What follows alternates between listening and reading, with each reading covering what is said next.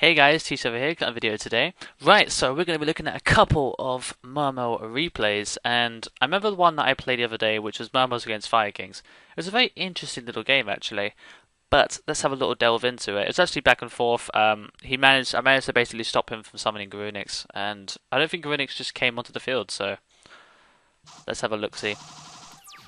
Right, so here we go, and so he opened up pretty decent, and obviously that Morphine Jar comes into its own a bit later on. He does manage to resolve it. I didn't even think his face down would be a threat. Point is though, is that Garunix comes on, and little Fire King Avatar Garunix is an interesting little card because, like, if people don't know what it does, if it does get destroyed by battle or by card effects, you can summon another Fire King from your deck. You cannot summon Garunix, but you can. You can summon this Garunix, but you can't summon the big Garunix. But you can summon any other Fire King, so it's a great way to just sit behind it. It's a bit like Abyssland, except its targets are not as many. So anyway, he sits behind that for a while, so I'm kind of thinking, I don't know. So I end up using Megalo to try and pop some stuff. I know that his Garunix can only get other cards, so he ends up using it. So I maxi, knowing that he's going to get another one. So I attack and he D-prisons to stop me from getting a maxi search. Point is though, is that I go and get Abyss lead, attack, and he Booker Moons it to make sure I don't get another a little maxi draw. So yeah, so he attacks over it, and I Abyss Sphere. So ends his turn. Abyss Lind goes and gets himself a nice little Abyss Pike. So he special summons some shenanigans. So I end up thinking, oh yeah, I want to do the Abyss Tears Abyss Gunday combo. So it means you can do a lot of shenanigans. So I search for another Abyss Gunday, make Drakasak with Tidal, summon some tokens, pop, want to get that back row out the way because I know that the only back rows that they really play are something like Circle. Circle would be quite bad in the situation because there's nothing really that they can touch. I mean, I did not see that Morphing Jar at all, so it's fortunate I didn't have a very big hand, but I believe that I do discard Abyss Gun, so I get to special summon Abyss Lead. So yeah, that happens. And I don't attack his face down because I'm worried about what it is. So he doesn't activate Yax's effect, which is kind of interesting, but he wants to resolve his Morphing Jar, so he'd rather give himself some cards. So he goes Abyss Lead, summons Blaster, attacks over Abyss Lead. I don't know why, but okay.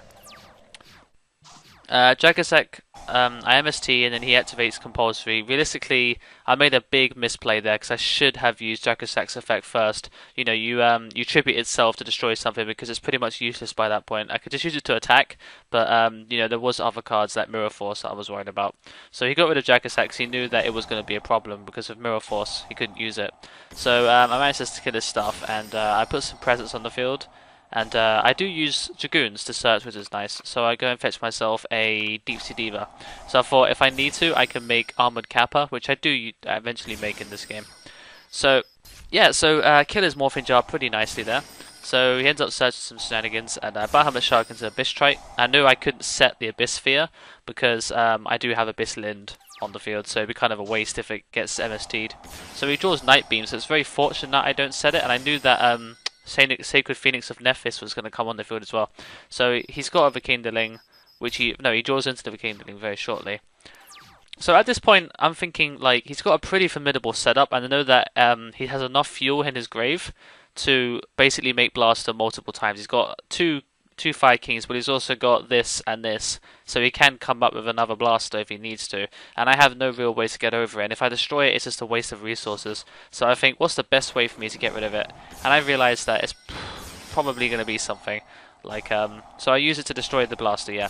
And so Tidal comes on, I think I can put some pressure on him now and attack through and do some enough damage. So he basically goes down to 1100, and there's not really much he can do.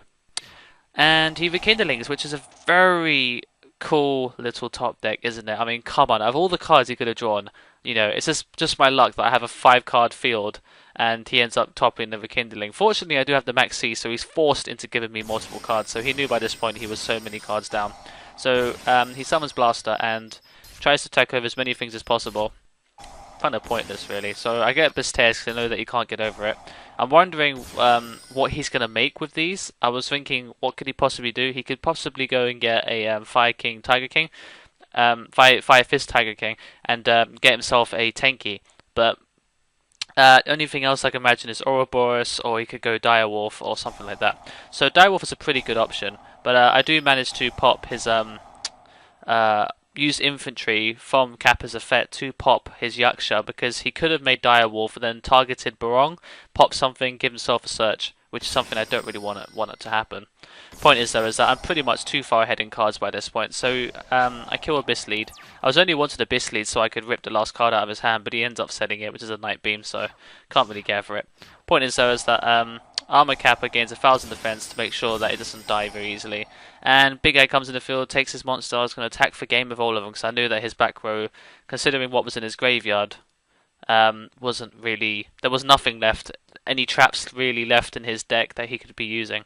And another one is Mermails against Stardust Assault Mode. Now this is very interesting because Stardust Assault Mode is a bit like Quasar in the sense that you generally have to keep an eye on what they're doing, because, like, for instance, I saw dragons come down. Let's just move along.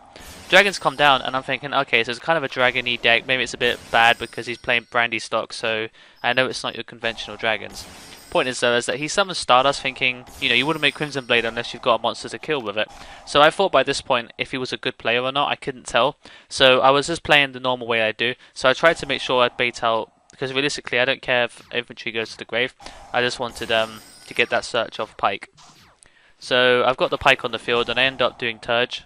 So I use Marksman to pop his face down, which is skill drain. So he protects it with Stardust, which turns out to be a very good play. And I attack with everything, so I know that you know, more damage that way.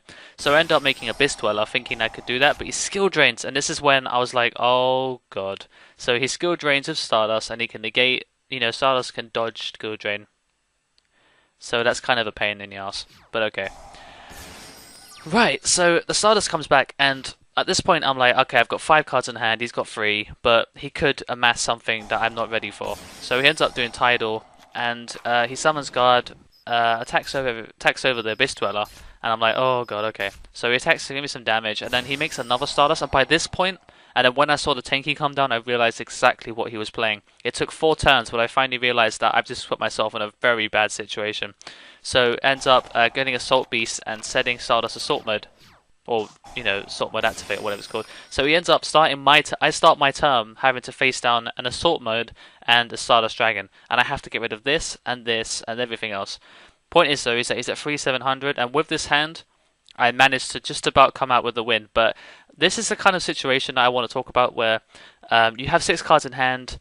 Salvage is definitely a decent card at this point because you want to waste as many of their resources as possible. He gets 1 negate off Stardust, 1 negate off Stardust Assault Mode. So he has to be very careful with what he negates. But you realise that I just have too many resources to actually plow through. So I have the Tidal, this goes off, this is going to go off, it's all going to go off, you know, Salvage is going to go off. So I need to make sure I can negate this because I know that he can't negate Salvage unless he uses Assault Mode. So I need to bait it out, so I think I play Abyss Tears first.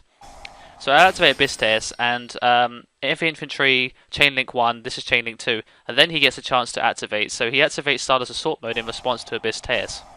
So he has to negate the Abyss Tears, which I can care for because I've got these and I've got Salvage and all that stuff.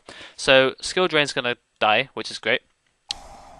Salvage are going to come back and smack those off the field. So Abyss Megalo, after I've used Salvage, gets back Marksman and Infantry to pop his Stardust. And there you go. So I get a lovely little search, and he gets attributed Stardust. Doesn't matter. So Tidal comes down, and I attack for game. So Tidal in this case, you know, his recursion effect is very, very good. And I still had a Dark Hole, I didn't need to use it. So I bet when you saw that 6 card hand, you probably thought one of the cards I was going to use was a Dark Hole. But it goes to show, not Dark Hole. Dark Hole is not as useful as people always make it out to be. It doesn't always have to be in your winning strategy. You can take it out and you won't miss it sometimes. In that situation, I did not need to use it.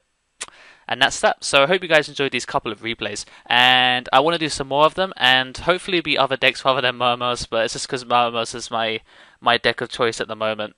So I hope you guys enjoyed watching. Don't forget to like, comment, subscribe. And definitely do comment down below what deck you want to see me play in the next one. Because I want to play a few duels, get some replays of it. You know, if you see someone's comment and you see that it's a deck that you were thinking of playing or thinking that you want me to play, then definitely do like that person's comment so I can tally up how many people want to see a Constellar deck, or they want to see Eva Swarm, or they want to see a Dragon deck, or they want to see something completely out of the crazy like Hunders or Watts or something like that. So just let me know in the comments and I will do that for you. So I hope you guys enjoyed watching, and I'll see you guys in a few days, or maybe tomorrow or something like that. So until next time, guys, the Thetcglover is out.